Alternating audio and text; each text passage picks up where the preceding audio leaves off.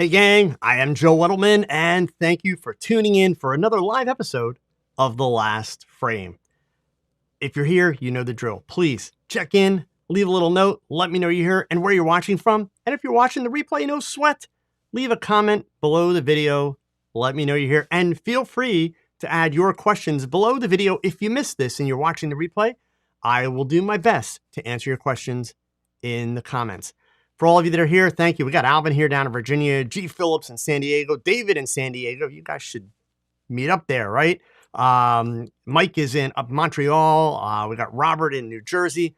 Thank all of you for tuning in. You're part of a growing global community of photographers in over 100 countries that have been tuning in to watch The Last Frame live.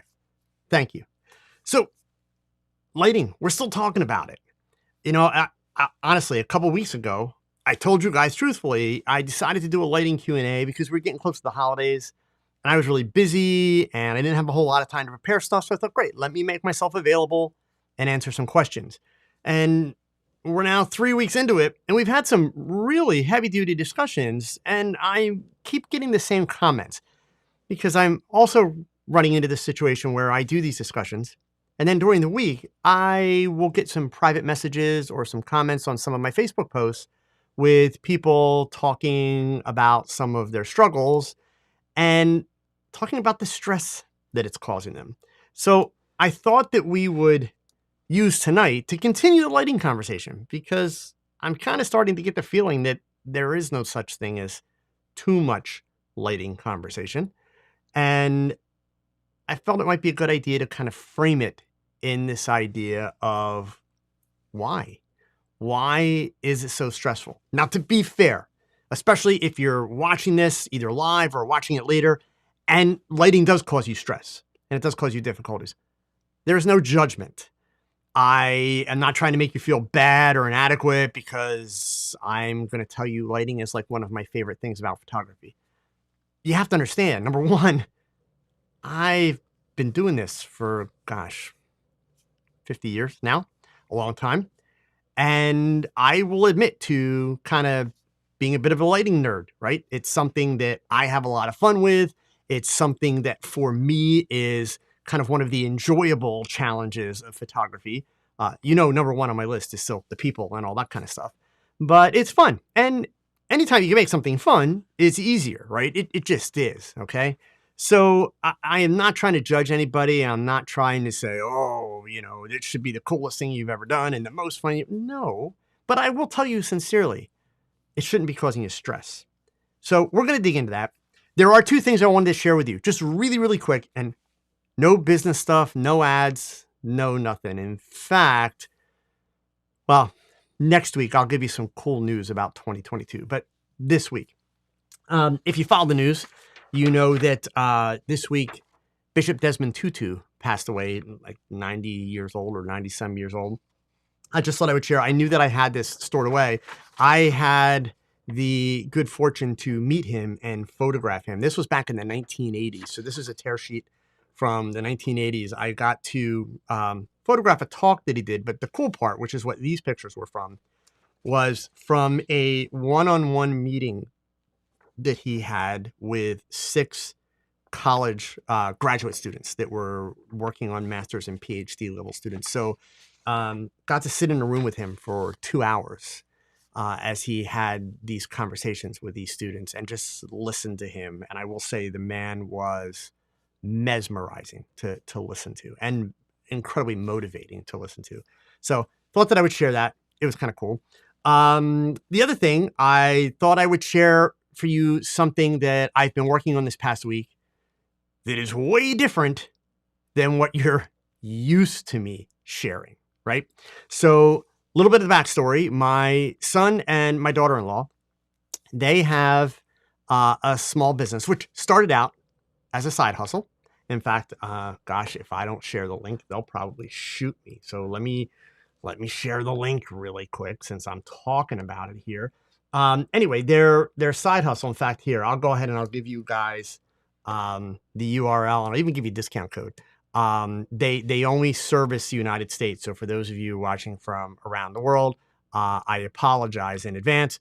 But anyway, their side hustle is a small home decor business. They sell candles and concrete candles and pots and things like that. So for the last 2 or 3 years, they've been building this business. My daughter-in-law in the last year has gone full-time with it. And I've done a little bit of the photography. So if you're rushing out to that website right now, some of the product work there I've done.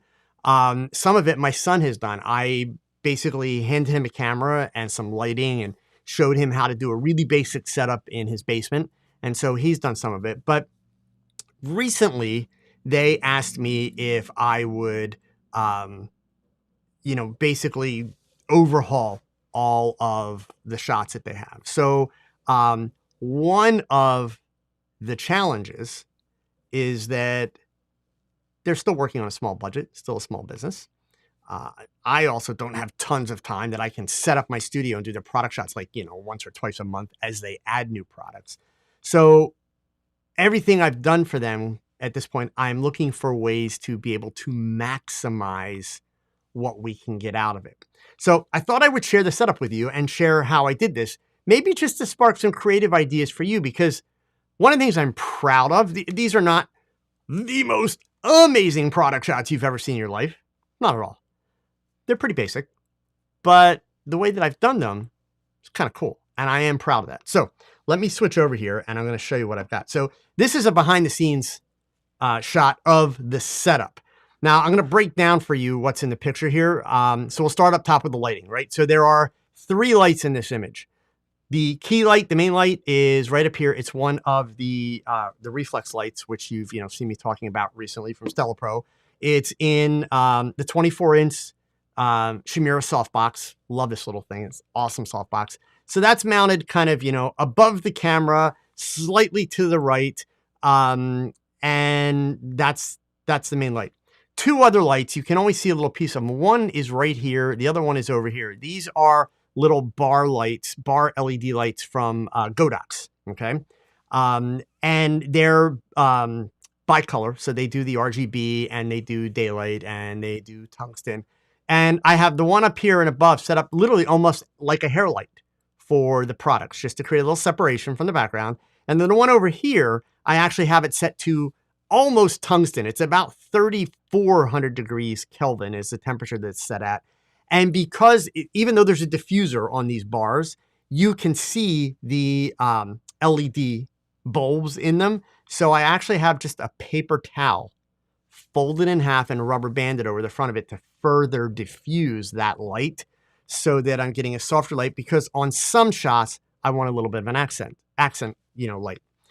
The background is the 65-inch television, which you've seen me use in some of my portrait work. I've talked about it in a YouTube video and some Instagram posts. You can see I have a laptop sitting right here where I'm controlling it, and I'll show you how I do it and why I use the television for the background.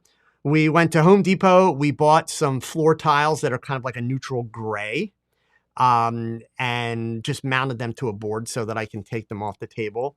Some other things that are important to note, so that I didn't have to break my back the entire time that I'm doing this, I ordered for like 20 bucks on Amazon a set of bed risers, plastic bed risers for like college dorms. Put them underneath the table legs so the table sits at a really, really comfortable, slightly above waist level height. So everything is really easily accessible. On the table, these spray cans, a lot of people say, what are the spray cans for? They're just actually an easy way to hold the foam boards and hold reflectors. That's all they're doing. So they happen to be those cans of spray smoke that you can get, aerosol smoke.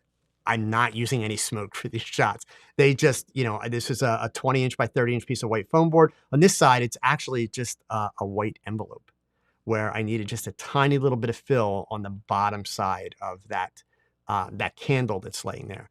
Some of the other things that are here that you can see, so you understand some of the details. These clamps are holding that board onto the table so it doesn't shift or slide. The green saran wrap that you see there is actually holding artist clay, which is very useful for balancing certain things, standing certain things up, etc. Okay. And of course, obviously I'm shooting tethered, shooting these on micro four thirds. There's no reason to go bigger. The micro four thirds is just fine. The overwhelming majority of the shots were done actually with the 12 to 45 millimeter zoom. It's the f4 zoom. Most of the time it was set right around 40 to 45 millimeter. When I shoot the header images that they're going to be adding to the top of the website, or if you go to the website now and you look at the holiday one that's got the snow, they're shot in the same lighting setup, exact same lighting setup, but they're shot with a 75 millimeter lens so that I get a little bit more compression. So that's basically the setup. But here's the thing about what you're seeing on the computer over here. And I'm going to go ahead and I'm going to open up Photoshop and I'll show you the file. So actually, there's a finished shot of what we're doing. So when it's all said and done with, we lay in, an overlay, which again, you're not going to see this on the website yet, but this is how it's going to appear with their little accent color, which is the orange, and their logo on the image. But the background that I'm working with, this is the file. So this started out, let me just grab this and I'm going to move it up to the top here. And then I'll show you the beauty of this setup. So this started out as a stock photo that I got at depositphotos.com, right? For literally a couple of bucks. So I needed to make it a little bit taller. And what I wanted to be able to do is I wanted to be able to turn it into different rooms. Okay. And keep in mind, just like you see here, the whole idea of the room in the background is not for it to be really busy. It's for it to give you the sense that it's a room, but not have all of the detail that you would normally have in a room. In part because it's about showing off the products, not showing off the room settings, right? So the reason why I created this file that I have here, and let me turn off some of these things and then I'll add them back in and I'll show you. So I have gone through and I've extended the height, right? And for instance, if we start up at the top here, whoops, sorry, it's actually down here. If I turn this layer off, notice how it gets a little bit brighter up at the top. The reason why I have that layer there is because one of the options I have for the background is I can put some lamps that hang in that space. If I'm not going to use the lamps, I can change the way the light travels across the background by using these various masks that I've created that create different types of window light, okay? And then I can, of course, take those books and I can move those books. If I want, if I want to shift them across to a different part of the room, I can do that. Or I have a version on the other side, or I can put in, some kitchen cooking utensils and there's a lime and some cooking things sitting on the counter. I have an interesting table lamp. I can even put in a potted flower. There's another kind of really cool decorative lamp, a set of books with an old camera sitting on it. I can put a clock on the wall. I've got a selection of jars. So the whole idea is for them to be just a small accent in the background that adds the flavor. Now, some of you might say, well, why not just do all this in post-production? Well, because I'm talking about nearly 200 images that I have to shoot. And some of them, like the candles, for instance, like, in this case, this jar, this like wine glass that the candle is in, they have like 5 different flavors, scents that go in it, but they all look the same. They don't look any different. So just to put 5 identical pictures up, that makes really, really boring. So the option is to put up 5 images that are slightly different. So after taking all the pictures, I come into Photoshop. Now this is just for the wine glasses. I make this master file and, I've got the overlays for the bottom, which I can turn on and off. I've got a little bit of vignetting top and bottom that you can see that I've added to all the layers. But then here's the cool part, right? I can go through and I can change out the different versions that I shot. And then I can, come down, even further. And I've got those versions and then I've got that version. So I've literally got like 25 different versions of these 2 glasses with the candles. And all I had to do when I was shooting them is just keep switching the sides and changing out the background layers from the laptop, which is sitting right on the table where I'm working. So literally, I'm doing this all by myself and everything is right there. It's really easy to access, super simple. So I'm showing you that just to share problem solving, right? It's all about problem solving. One other thing that I did, if you look closely over here on the right side of the table, you'll see that there is a spider color checker. If you open it up, that's one of the color grids, right? Once I had my exposure dialed in for these shots, I would do a test shot with the color checker so that when I bring all the files into Photoshop, one click on the neutral gray and the color balance in these shots is perfect. One thing I want to point out to you, notice how yellow the background is here on the laptop. Notice how it's not yellow on the TV screen. One of the challenges when you do this with the television screens, it is very challenging to get the color on the television screen perfectly matched to the color that you're photographing your products with. So what I did is just visually, just looking at it, I created this whole background file, but then I created a set of color balance layers, which look horrible right here. But on the television, they have the right color tone for what I wanted as a background to match the products. So that's why I've got these really wonky colors. And if I ever decide I want to change it or give it a different color shift, whatever, it's really easy. These are all adjustable layers. I can go in and I can tweak the color. I can tweak all that. So the big goal in this was for me to create a background that I would be able to modify and change and keep changing without having to do tons of extra work. So like those 21 images that I have in that one PSD file, the wine glasses, putting that file together and being able to save them out as JPEGs took me literally less than 20 minutes of post-production. Super, super simple. In fact, in camera, let me go back to the behind the scenes shot. That's another thing I point out to you. If you notice here, here's my live view, and notice it's square. I even set the camera to shoot at 1:1 square crop so that I was shooting the images exactly as they're going to be outputted with the exact composition, the exact cropping. Everything is exactly the way it's going to go up on the web. So as little post-production as possible. So anyway, that's that piece. I hope that some of you either found that interesting or at least find it helpful. Okay. So back to our topic. And another little interesting thing that happened with this is when I posted the notice today about the last frame and I posted the question, a couple people in my Facebook group actually responded.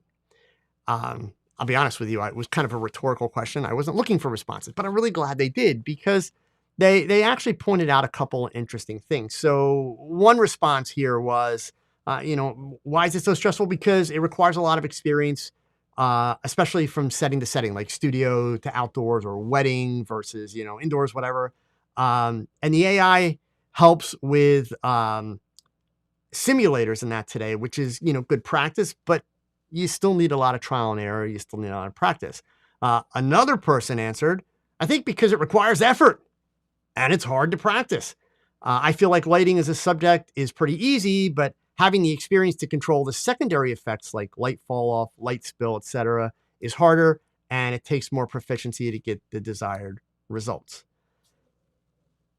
So really what it comes down to is honestly a lot of the things we've talked about, right? It requires practice.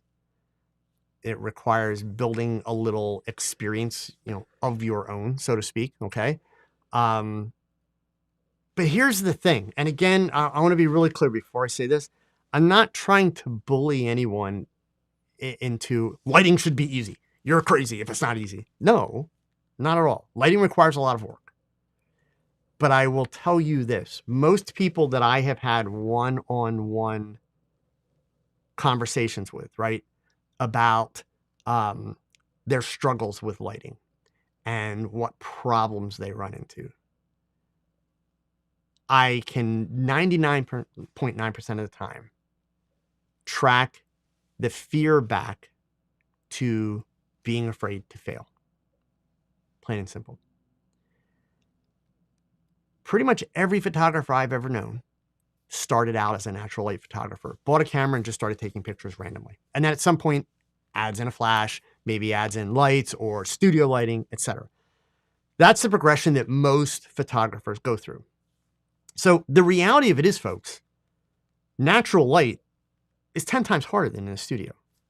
if you're going to find nuanced, flattering, and amazing light.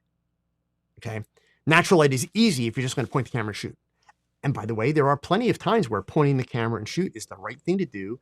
And whatever light is there is perfectly fine. Perfectly fine. Believe me, if I'm taking snapshots or photographing my grandkids, the light is the light. I can't stop what you're doing and say, you know what, let's go way over here and do this. No, because that shot's gone then. I'm going to take that picture.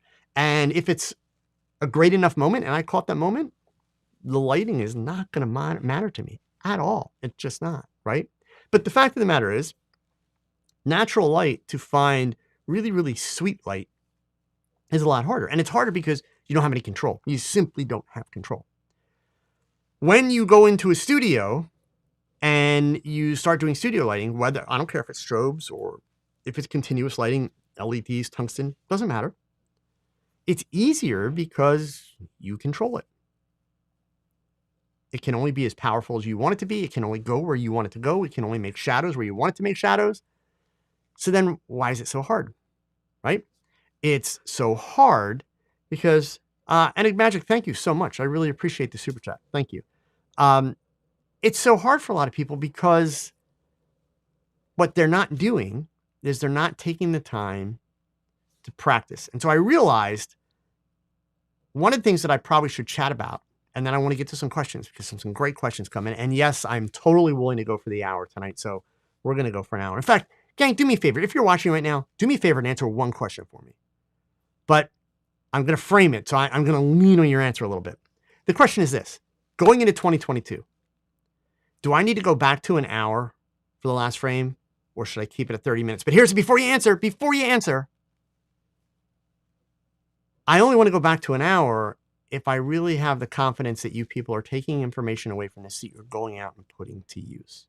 If you're just hanging out, I'd rather keep it at 30 minutes. Let's check in with each other each week, solve a few problems and move on. But let me know, what are your thoughts? So I started realizing that recently, you know, I've been saying to people so long, you got to practice, you got to practice, you got to practice. I've given recommendations for practicing, like getting a mannequin, starting with one light. But, you know, I think that we may need to break it down even more. And so one of the things that I'm working on putting together now is some kind of practice techniques, practice ideas, tasks to do that will help you improve your lighting. Because really the goal behind practicing lighting, it's not learning all kind of math. It's not learning about all kind of ratios or degrees or any of that stuff. It's actually about teaching your eyes, your brain, to see, if I put the light here, what happens here? If I put the light here, what happens here? And so on and so forth. If I turn it up, what happens? If I turn it down, what happens? If I turn this one down and turn that one up, what happens? It's not even about having to know it. The more you do it, you'll know what's going to happen. But at first, you literally do not have to know. You have to be willing to try. And the hard part, this is really the thing that a lot of people struggle with. You have to be willing to slow yourself down enough to look at the results of your test shot, right? And say, yeah, that's too much, or that's not enough, etc. Okay? So the big key to practicing for a lot of you, it is actually slow yourself down. I mean, that really is a big part of it, right? So a couple of questions that I got here, and seriously, keep them coming. I'm going to work backwards here. One from Alvin. And by the way, those of you that give me feedback, please. I love it. Thank you. From Alvin, has anyone ever did the egg one light homework? Yes, actually, I've had a bunch of people do it. I wouldn't say tons of people, Alvin, but I have had a bunch of people do it. Every now and then a picture will show up either in an email or it'll show up like in a Facebook message. You know, it's like, here's my egg photos, you know, that I did. I'm really proud that when that happens, about 80% of the time that people completely understood the assignment and really did it. About 20% of the time, people literally just like took a really boring picture of an egg and kind of really missed the assignment. But yeah, I mean, people do it. I think in these tips that I'm going to put out, these kind of practice techniques, the egg will be one of them. Because obviously at the end of the day, it's not really about the egg. If you can afford a mannequin, you can do the egg assignment with a mannequin. That's even better, honestly, than the egg.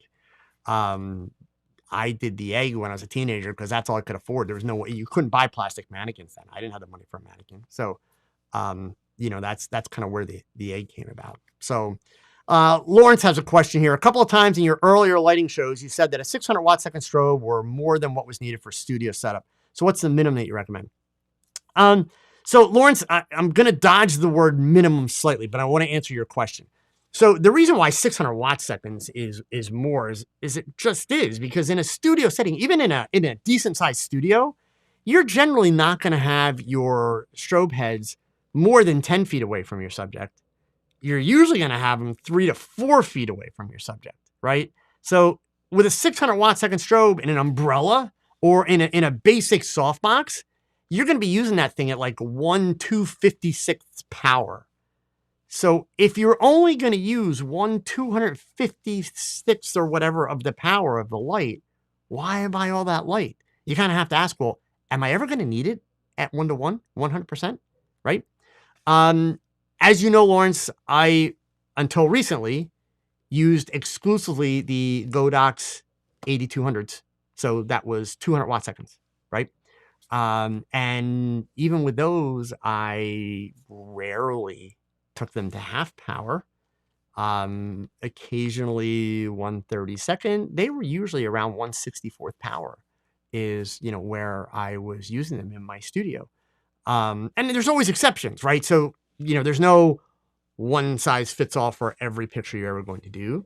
But I think sincerely a big mistake that a lot of photographers make today. And when I say photographers, I am purposely directing this statement more towards amateurs and advanced amateurs than I am professionals. And let me make the differentiation. A solid professional looks at gear as a necessary evil, not a fun thing. Meaning, if they're going to spend money on gear, they have to, be able to justify that expense, right? They can't just buy it because it's the newest, latest, greatest. Okay. Advanced amateurs and amateurs tend to have a bad habit, and I get it because there's a lot of logic behind this, but it's a bad habit. And that bad habit is, well, I want to get this one piece of gear that's going to let me do everything. There is no such thing. I mean, there simply isn't. Even if you get a 600 watt second strobe, there's a good possibility that down the road, you're going to need at least 1200 watt seconds to do a shot. That's possible. But the real question is, how often is that going to happen? The second question to that is, if that does happen, there are other ways to get 1200 watt seconds, even if you only have a 200 watt second strobe, right? Even if you want to work with continuous light. So you kind of have to look at all the possible solutions too to say, well, all right, yeah, do I need to spend that extra money? Because along with that extra money, 99% of the time, and this is with lighting and cameras, gang, along with that extra money comes extra features, which means more of a learning curve. Especially with lighting comes more weight, more size, more bulk, harder to transport. And so that's where you also have to be honest with yourself. How many of you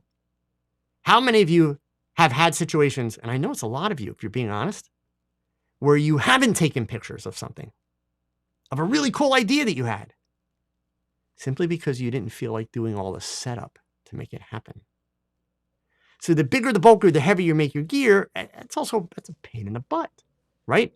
So it's all about finding the balance. And then for those rare situations that you've got to go beyond what your gear does, look for another way to solve the problem. And in the rare situations that you still can't solve the problem, well, then the best solution is rent it for that shot. If that shot is important enough, it's worth renting. If you've got a client that's paying for the shot, well, you pass that cost on to the client. I've done that my whole entire career. My entire career. If I have had things that I needed to do that I didn't have, I make the client pay for it. Literally. In fact, I'm working on a consulting project right now, which I'll be able to tell you guys a little bit more about after the first of the year. But I'm working on a consulting project right now where I've got to compare a couple different pieces of gear for this client. I don't have 2 of the pieces of gear. They happen to have those 2 pieces of gear because they had done some testing. So I was like, great, send them to me. Or I got to go buy them and I'm going to bill you. So they're shipping me the 2 pieces of gear. I'm going to do the work that I need to do, and then I'll send it back, right? So there's always a solution if you're willing to put in the effort. So you got to kind of find that balance of, is it really worth my while to spend that money? Or is that going to be a real occasional thing? Because more often than not, gang, I promise you, if you learn to think that way, if you catch yourself and avoid gear acquisition syndrome, you're going to save yourself a ton of money, and you're still going to be able to do amazing photography. You just will. So let's see here. The Boudoir Studio, buy gear that is fit for purpose. Yes, absolutely. I mean, that's, if you're going to make money as a photographer, that's something you get used to really quick. Okay. Vic Roman, are you shooting with the new OM, Joe? Vic, I'm not aware of a new OM. I assume you're talking an Olympus or OM system camera. I'm not aware of a new one, so no, I'm definitely not shooting with it. Joe's photography, with LED hybrid light being somewhat new, should a person wait until there's a 2nd or 3rd generation on them before investing? So Joe, that's actually an awesome question, right? It's kind of like, a couple of years ago, Rotolite came out with the Neo, and it's like new stuff. It's like, do you buy it? Do you wait? Whatever. If you're an iPhone user, or for that matter, a Google Pixel user or a Samsung Gallery user, back in the early days of that technology, there was a great argument for, not being an early adopter and waiting for things to be flushed out, et cetera. I think what you have to look at, Joe, is number one, your own tolerance for risk. And then you have to look at the company. You have to look at the quality of the products that they're putting out. Okay. Especially if you're talking about, and I hate to say it, but if you're talking about a Chinese company where you don't have as much access to them, right? If it's an American-based company that you have access to, well, that actually makes it a lot easier. And when I say access, I don't mean you're going to go knock on their door, but I just mean, you're going to be able to communicate and get a response from them. Okay. And I will tell you this, one of the best ways to get a sense of what's it going to be like to deal with a company, go look at their Instagram feed or go look at their Facebook feed, okay? If you go and you look at the Instagram feeds for FJ Westcott, Pro Photo, people comment like crazy. They don't respond. They don't even heart the comment, right? Nothing. People ask questions, nothing. Every now and then, they'll come in with a response. Don't. Same with Rotolite. Rotolite answers some questions. I got to give them props. They answer some questions. Okay. So, you want to, for me, I'm fine with working with new tech, and I have consistently done this. If it's a company that I know I have access to, if it's a company that I know is going to respond, even back in the days, Joe, when I worked with Paul C. Buff products, when, I was an Alien Bee shooter for a lot of time, and then it came out with the DigiBees, man, I scooped up those DigiBees as soon as they hit the market. Number one, Paul C. Buff has great customer service. Number two, those DigiBees checked off a lot of things for me that, I really, really wanted in my lights. And so, I did not hesitate. So it really, Joe, it's going to depend on your tolerance for, that kind of risk. I will tell you this. If you're asking me the LED hybrid question because of my affiliation with Stella Pro and the lights that I'm using, here are the reasons why that doesn't concern me here. And here are the reasons why I've invested time and money into this brand, right? American-based company based in California. Their customer service, outstanding. They are incredibly responsive. You're not going to find anywhere where people are talking trash about, well, I tried to contact the company and they, stiffed me. You're not going to find that, right? I also know, because I have had the good fortune of having access to the company in terms of talking to their founder and their engineers that create this stuff. I also know that a lot of what they're doing in terms of what will the future hold for lights like this is actually a matter of firmware.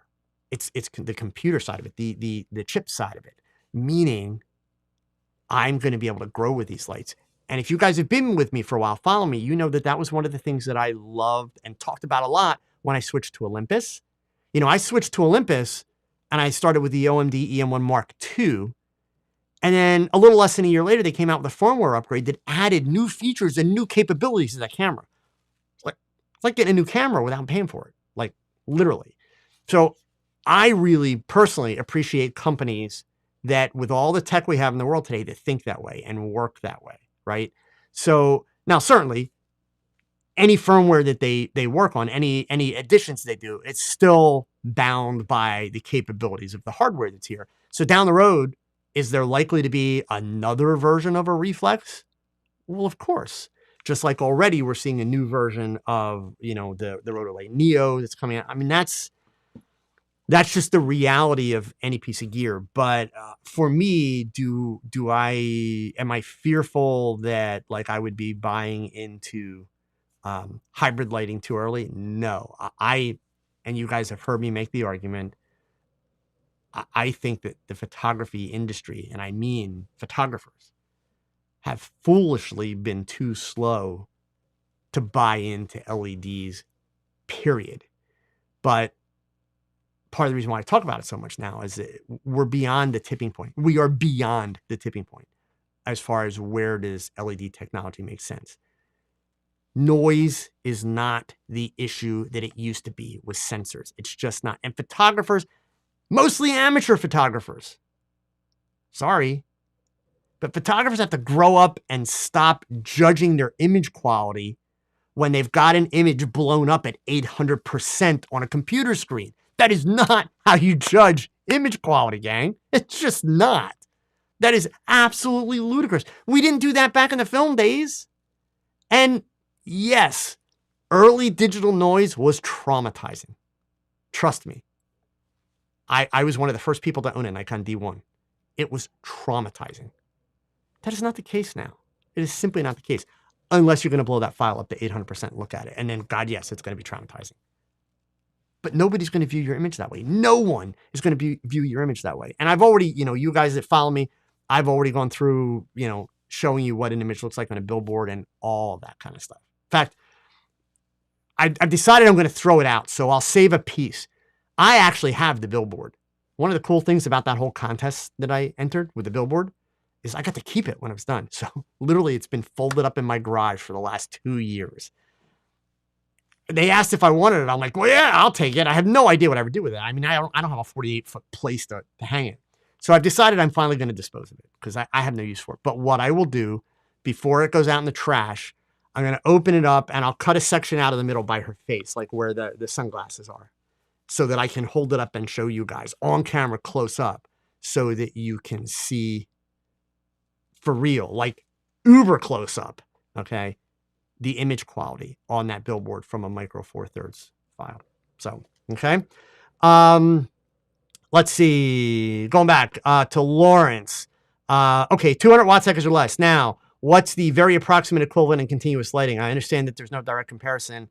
No way I can afford the Stella Pro. So there's absolutely no comparison, Lawrence. You're kind of missing the point. So there's a couple things that I'm going to give you so that I don't take up the whole rest of the time tonight with this. Let me share a link. This is an article that I wrote. It's an article. There's no video, but there's an article. It's on Petapixel, right? The title of the article, Can We Please Stop Talking About Watt Seconds? You cannot effectively make a direct comparison between flash power and between continuous LED lighting. But here, what I can show you, Lawrence, let me share a page from the Stella Pro catalog. And then I'll give you a better answer in terms of what you need to do. Let me open this up here and I'll show, oh, shucks. I thought I had the page. I don't have the page. I'm sorry. So let me put it to you this way. The thing that you have to be getting your head wrapped around if you're thinking about going to LEDs, first and foremost, you are going to shoot at higher ISOs, period. Having an LED light that matches the output of a strobe is a horrible idea. Literally, a horrible idea. It would blind you, and it would definitely blind your subjects.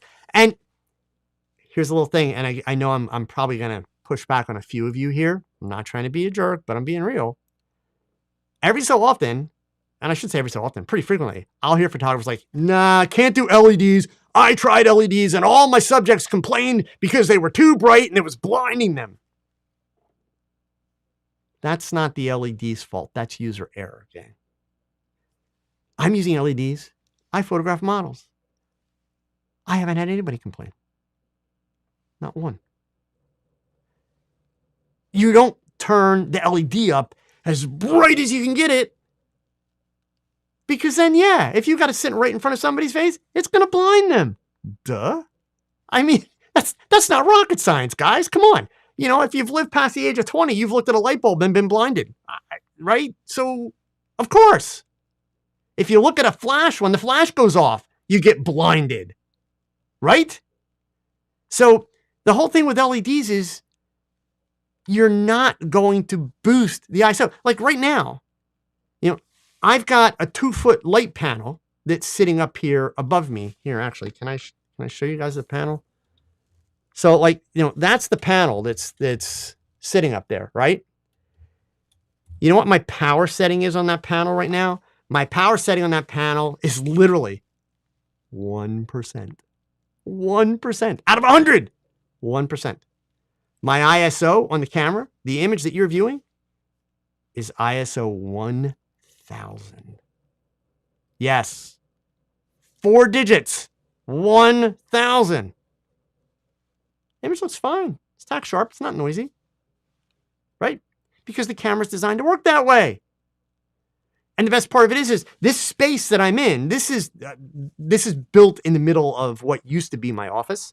So this desk is my office. When I do retouching, I'm sitting at a computer here. So computer's right here. You can see the edge of it in the frame. That light is right up here. So it's got to be dim enough that it's not completely washing out my computer, right? So I don't change the lighting if I have to go retouch pictures of that. Everything's right here. This is where I work all day long. This is my spot. So trying to make a direct comparison, Lawrence, you're not going to be able to do that. You're just not. The way that you evaluate LEDs is based on lumens. The higher the number, the more light you have. So like, you know, these reflexes, they go up to 9,000 lumens continuous lighting. And then here's one of the cool things about the digital burst, especially for photographers that are coming over from Strobes. When you use a digital burst, you can get up to 18,000 lumens. So you can double it, okay? So it gives you even more light. And just like a flash, that super bright light it's a burst. It's like 5 milliseconds, right? I'm pretty sure that's the number. So don't quote me on that in case I'm wrong. But it's super, super fast, all right? So, you know, again, it's understanding that and look, I totally get it.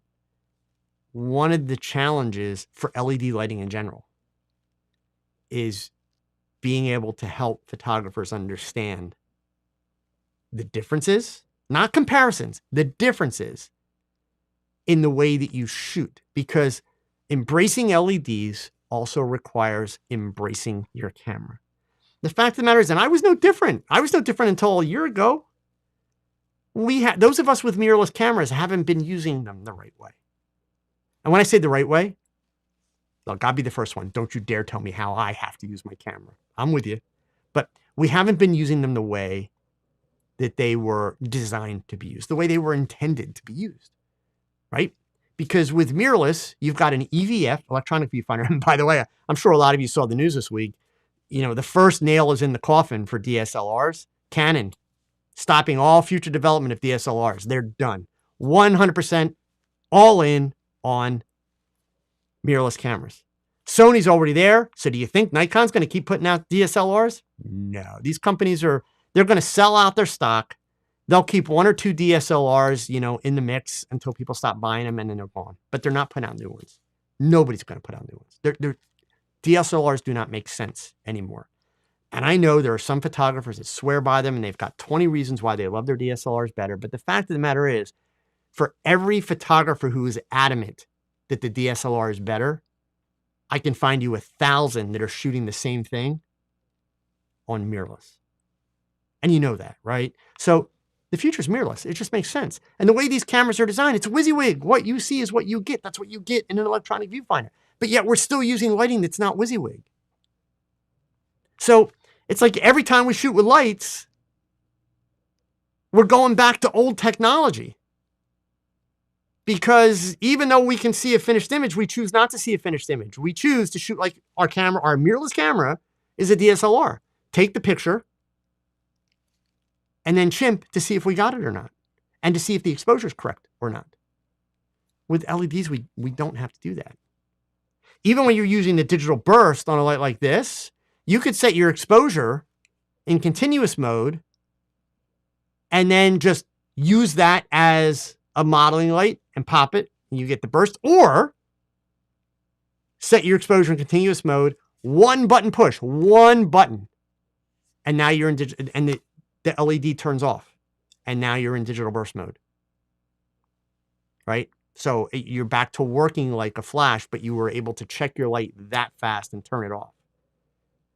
So you have multiple ways that you can use it depending on the circumstance and the situation that you're trying to shoot in, right? Not to mention that all of your mirrorless cameras are heavily featured with video capabilities. So to have a light that's capable of shooting continuous for video and then burst for high speed scenarios and stills, hybrid lighting just makes more sense. Hybrid lighting is designed to work with the cameras that most of you are using. It just is, right? So believe me, there will be other companies eventually. There simply will be. And I think that you're going to see a lot of your strobe manufacturers, companies like Profoto, if you can afford it, good for you. But, and even FJ Westcott, it's not cheap. Eventually, you're going to see companies like this have to go with hybrid lighting. But the problem they have is all of their research and development has been with strobes, and their entire brand identity is based around strobes. So it's a big change for them. So kind of like what happened with Nikon and Canon. Remember when Nikon and Canon were talking about getting into mirrorless? Everybody was like, man, I better be able to use my lenses. I hope they maintain the same mounts. When the fact of the matter is, the entire time that conversation was going on, Nikon and Canon already knew they couldn't use the same mount. They already knew that there's no way that the Nikon F lenses would mount properly directly onto a mirrorless body because of the depth of the mount. So they knew they were going to have to make an adapter. They just didn't tell us, but they knew it, right? Well, and basically they knew that photographers were going to be able to want to maintain their legacy lenses. Nobody was going to want to have to go buy all new lenses. So for companies like Profoto, FJ Westcott, all the strobe companies, they've got a similar situation, right? If you're a Profoto user, you've probably got Profoto modifiers, you've got Profoto accessories, triggers, all that kind of stuff. So they can't just switch and start making, some hybrid lighting unless it completely interacts with all of their accessories. So it's actually harder for companies like that to make that turn. Just is. And that's why you see companies like Rotolite that started and now Reflex, who's done it better. That's why you see companies like this coming into the space, basically starting out with hybrid lighting that's geared straight up for mirrorless cameras. That's why you're seeing what I completely understand can be kind of confusing, right? It's going to take those other companies a while to be able to turn the corner and kind of catch up with that. So for G. Phillips, would you comment on refresh rate versus power in the context of comparing a lower setting for 600 watt seconds versus a higher setting for 200 watt second strobe, creating the same light on a subject? Okay, so 600 watt second strobe, 200 watt second strobe. How does this impact the refresh rate? It depends on the brand strobe you're using. G. Phillips, it depends on the model number. It can't. Within various strobe lines, refresh rates can actually vary based on the model number of the flash, not just the power settings.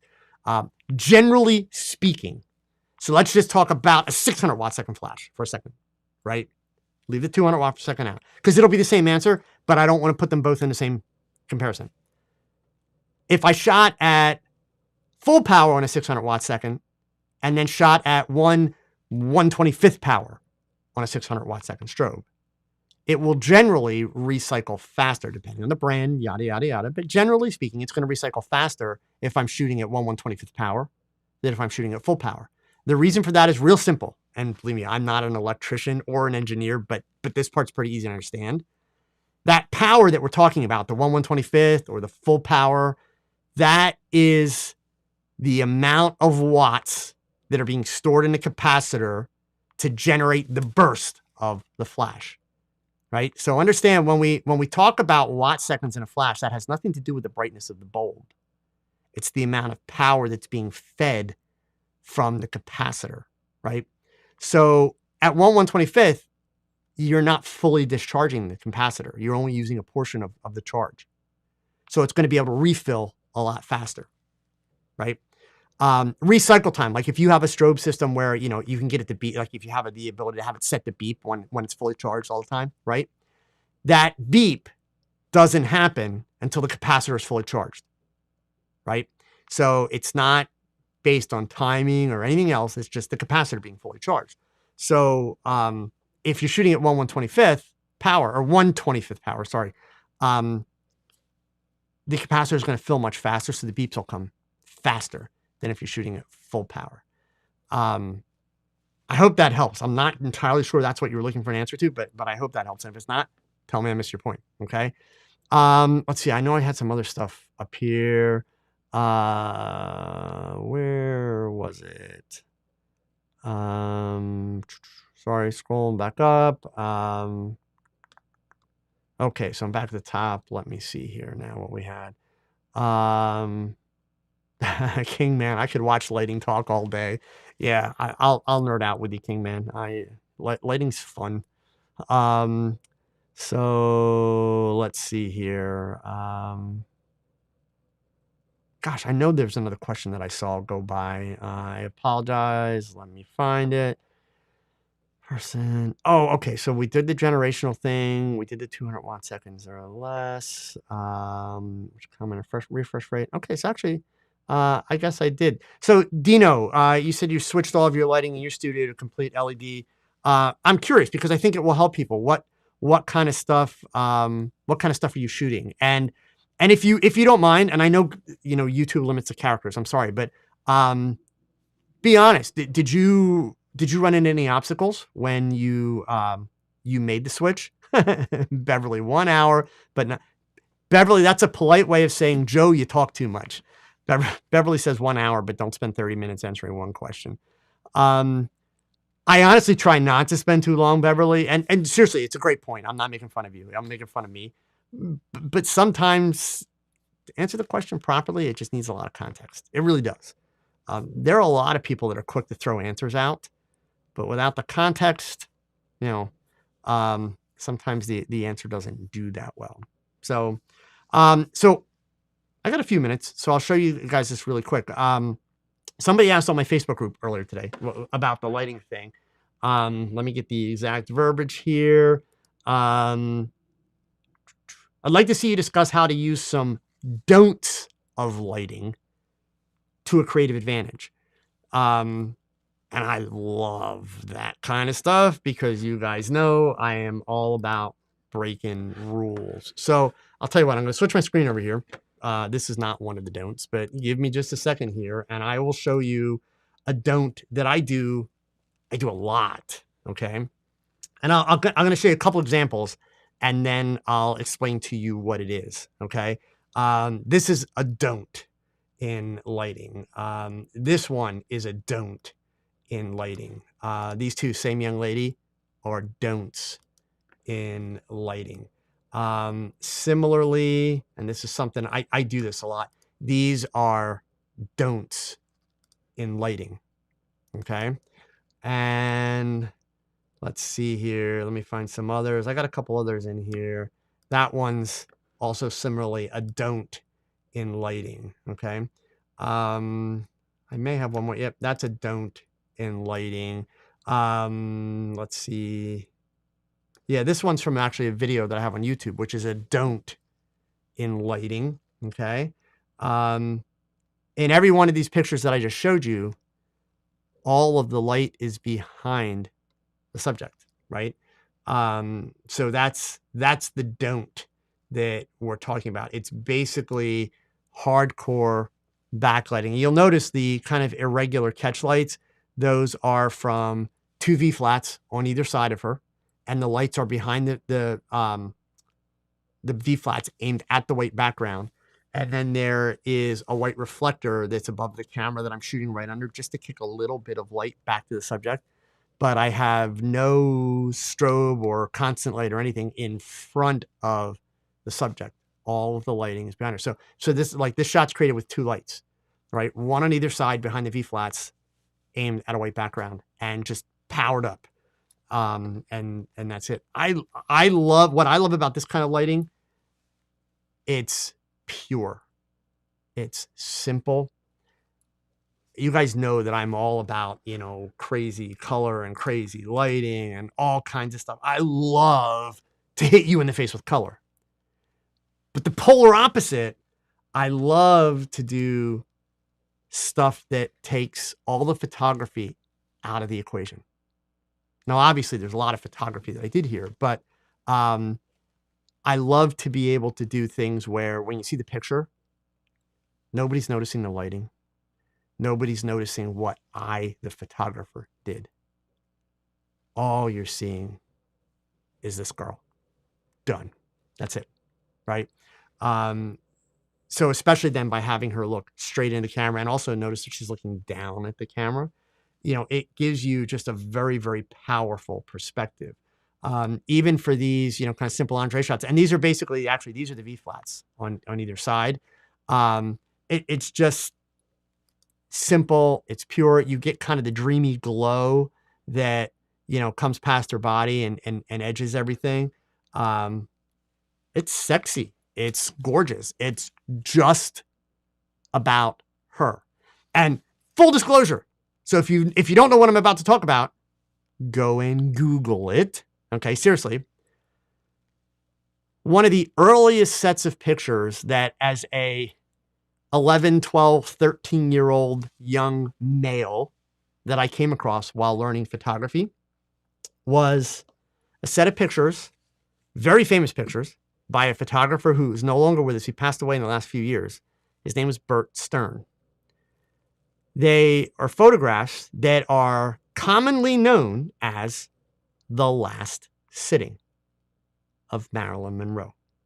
And it is indeed the last photo shoot that she did before she died. The photographs were taken in a hotel room at the Beverly Hills Hilton by window light. And there's a whole story behind it. If you Google it and click on the images tab, you'll see the images. Be forewarned, when you Google it and look on the images, watch closely. A lot of the images are not Marilyn Monroe. They're people that have kind of replicated, including like Lindsay Lohan. Lindsay Lohan, of all people, did a photo shoot where she replicated the last sitting, and they did an amazing job of them. But the images that were done by Bert Stern, in fact, if you research it enough, you'll eventually find an image of him sitting on the bed with her, taking a picture in a mirror, and you can see the window that, they were working with, all that stuff. So it actually gives you a sense of space and place for all of it. But, as a teenager, young teenager, who's seen these pictures, what I loved about them is it was kind of every guy's fantasy, really. It's like, here is Marilyn Monroe, this incredibly beautiful woman. And when you look at the pictures, all you see, she's on a bed, she's in a hotel room. All you see is her. Her makeup wasn't perfect. Her hair was a mess. She was actually either high or drunk, one of the two. I don't remember. But when you look at the pictures, you feel like you're looking at her as if you're standing in front of her. It's just her and you. And as Marilyn Monroe was, it's your fantasy, what it becomes. So that white background thing, again, it's not something you use for every picture. I don't use it for every picture, but that whole backlit concept, for me, it's a very powerful tool in creating an image or a feel to an image that, one, it's very pure, it's very simple, it's all about the subject and making a connection to the subject. So for me, anytime you see me do it, and this is not a rule, this is just the way I use it, anytime you see me use that effect, the subject is looking straight at the camera, always. I don't shoot a lot of boudoir. I have shot in boudoir in my career. Every now and then somebody will reach out to me and say, hey, would you do a boudoir shoot for me to give images to my husband or something like that? That backlit, all the light behind the subject is my go-to thing, because I know that in color or black and white, I can create a very strong set of images. And the best part of it is, it's so simple to set that light. Once I start shooting, all I have to worry about is my interaction with my subject and getting my subject relaxed and creating those moments. Because the key to creating a really dreamy, image like that, especially if it's boudoir and it's meant to be sexy, the key is about creating moments. Because let's face it, all that kind of imagery is a fantasy. So you've got to create those moments. You've got to get your subject to relax. You've got to interact with your subject. And it makes it simple enough that I'm not putzing around with gear the whole time. Also, if I'm doing it for boudoir, I tend to work with shorter lenses, just my own personal taste. I'll shoot with like a 35 or a 50 millimeter lens, even when I'm shooting close. When I'm shooting close, I've got to be a little bit more careful not to have a face on the edge of the frame so that I'm getting distortion, but I will shoot closer just to really make the images feel, when you look at them, like you're there with that person, like you're experiencing that person. So that would be a case, Victor, who asked the question, that would be a case where I love to kind of do the don'ts, by putting all the light behind the subject and then just a simple reflector to kick back just enough light to fill, because I love the purity of it. Okay. All right. So we are at 1 hour. So I'm going to say goodnight. Another great conversation. I will tell you again this, because I know a lot of you do have some questions and still are struggling with stuff. A couple things, especially if it's about this LED stuff. Number one, join my Facebook group and you can post questions there and we will ask them. After the first of the year, again, I will be doing image reviews and going back to, checking in on a regular basis. I've disclosed this every week that we've done this. I will continue to disclose it. I am a Stella Pro ambassador. You notice I haven't told any of you to rush out and buy this light. I'm just saying, hey, this is a company that I think is doing it well. I believe in them. But that being said, if you do have questions about these, you can message me. I do have a 20% off discount code that I can share with you if you are interested in purchasing one of these. But definitely, these are not inexpensive lights. These are professional grade lights. They're amazing. It's the kind of light that's going to last you for a long time. It's going to do, in my opinion, almost anything needed to. But do your research. And that means, if there's something you're not understanding or you have questions, you can reach out to me. I will do my best to help you answer them. Or if not, I can tell you right now, the customer service for Light and Motion Stella Pro is awesome. So I can give you the right people to reach out to ask your questions. Like if you have a question that's more of an engineer question that I don't understand, I will put you in touch with those people because I know confidently they will answer you. Try doing that with Profoto or Rotolight or any of the others. It's not going to happen. So I have a lot of respect for a company that, like Pulse Buff used to and still does, but is really focused on customer service and servicing their product because, facing gang, when you buy gear like this, lights, cameras, whatever, you're investing into that company. You want to feel like that company is investing in you a little bit. And that's where customer service comes in. Customer service is everything. Okay. So anyway, I'm off my soapbox. End of the year. Crazy year again. Please, all of you, stay safe. Party, but don't party too much this weekend, right? Stay healthy. Next week, I've got some kind of big announcements for 2022. And I want to dig in. I think we're gonna stick with lighting a little bit. I'm gonna try and focus on another piece of it next week. But also, I've got an updated speaking schedule coming up. Imaging USA, as long as it happens. Next month, I'll be there doing a pre-con class. And if you go to imaging, by the way, I will be at the Stella Pro booth all 3 days of the expo. So that's Sunday, Monday, Tuesday. And I'll be doing demos there. So you can come by and you'll actually be able to see me use the reflex, see me doing some crazy stuff with it. I'll be doing the same thing at WPPI. Plus, I'm teaching a class at WPPI and I'm doing a photo walk at WPPI. So I'll share all that information next week and we'll dig into that. But have a great week. Happy New Year. Stay safe, gang. Thanks for watching. Take care.